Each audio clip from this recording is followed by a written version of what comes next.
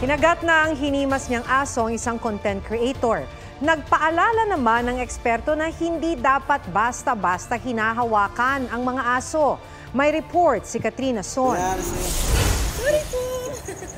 Video ito ng content creator na si Sandra Lian o mas kilala sa tawag na Lauren. Hi!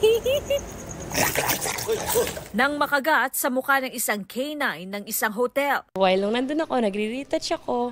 Pagtingin ko, lumalapit na sa akin yung guard at saka yung dog. Dahil mahilig siya sa aso, hindi siya nag-atubili na lapitan ng canine.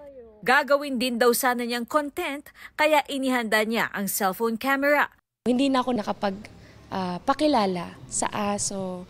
So pagkalingon ko, nagulat na rin ata din siya. Kasi syempre, siguro sa reaction niya is parang, sino ba to? Parang ganyan. Tapos tsaka niya ako sinakmal sa mukha. Bukod sa mukha, nakagat din siya sa kamay.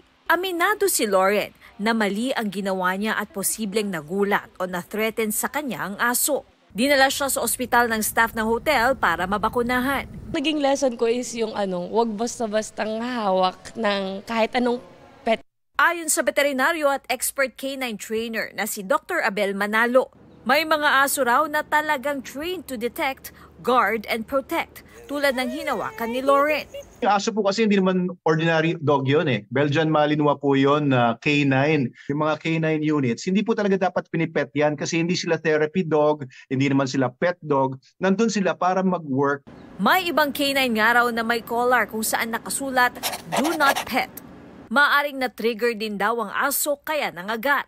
Baka yung taas ng frequency ng boses ng babae nung lumapit na siya or masyadong dumikit yung babae. May mga senyales rin daw na posibleng maging agresibo ang aso, ano man ang breed nito, tulad ng kapag naninigas ang katawan nito o hindi komportable, kung ang tenga ay nakadapa, hindi mapakali at nakatupi ang buntot. Lagi ring tandaan na hindi dapat basta-basta hinahawakan ang mga aso. Katrina Son, nagbabalita para sa GMA Integrated News.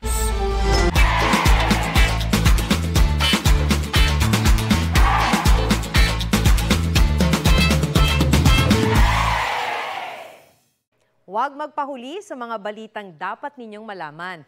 Mag-subscribe sa GMA Integrated News sa YouTube.